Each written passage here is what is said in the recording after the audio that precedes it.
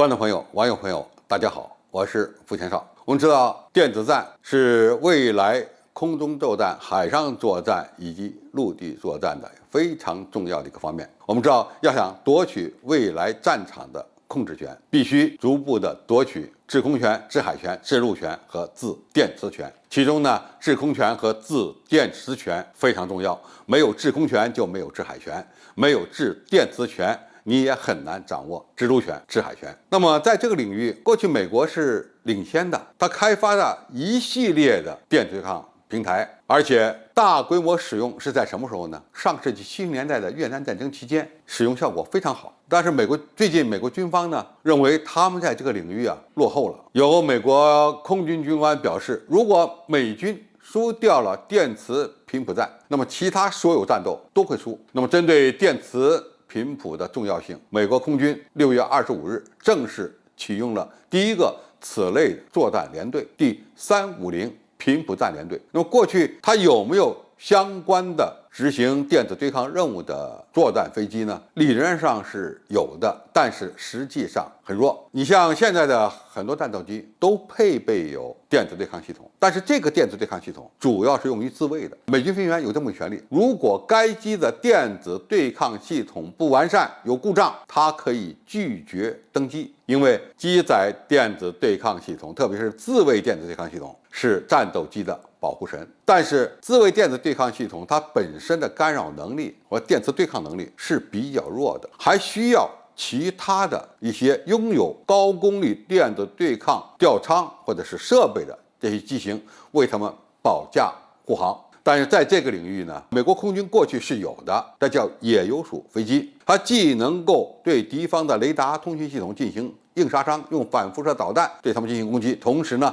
还可以实施软杀伤，也就是进行电子干扰。但是这样的野游鼠飞机，它所携带的设备，特别是电子干扰设备的发射功率比较大，不是一般战斗机所能承担的。那么海湾战争或者是伊拉克战争结束之后呢，美国空军基本上把它的野游鼠飞机都淘汰掉了。那么实行作战使命任务，为战斗机攻击机群提供电磁掩护，靠什么飞机呢？靠大型的远程电子对抗飞机或者是远程干扰飞机来实行这么个使命。而与之相对比的是美国海军，美国海军始终强调或者非常重视专业的电子对抗飞机，特别是战术型的电子对抗飞机。过去呢也有 EA-6， 现在美洲航母上还配备有多架 EA-18G 野游鼠电子对抗飞机，但是美国空军现在就缺乏这样的战术型的电子对抗平台。那么这次美国空军专门成立了一个第350频谱战联队，它的任务应该说就是为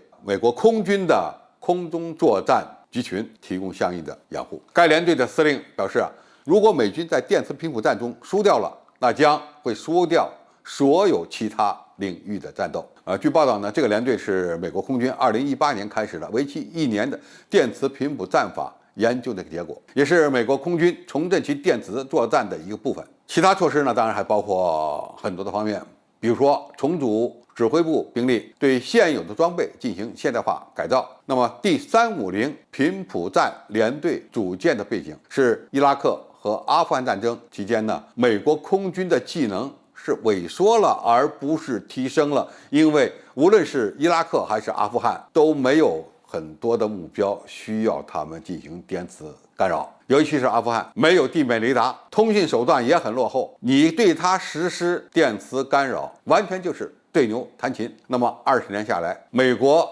在这个领域发展就相对比较慢了，因为没有用武之地嘛，因此它的发展其实是萎缩的。那么现在随着俄罗斯等一些军事强国在电磁对抗领域取得了明显的成果，美国空军现在感到了压力，因此呢，他们计划进一步整合力量，将现有的部队，包括第53电子战大队转移到这个新的联队里面，从而呢，通过整合来提升他们在某些局部战场上的电子对抗能力。这样的一个能力对美国空军未来也很重要，当然对其他国家的空军也很重要。那么，随着世界各国空军日益增强，日益重视电磁领域中的对抗，未来的空中战场，它的电磁环境将会越来越复杂。好，今天介绍就到这里，谢谢大家收看。感兴趣的朋友，我们可以在下面的留言区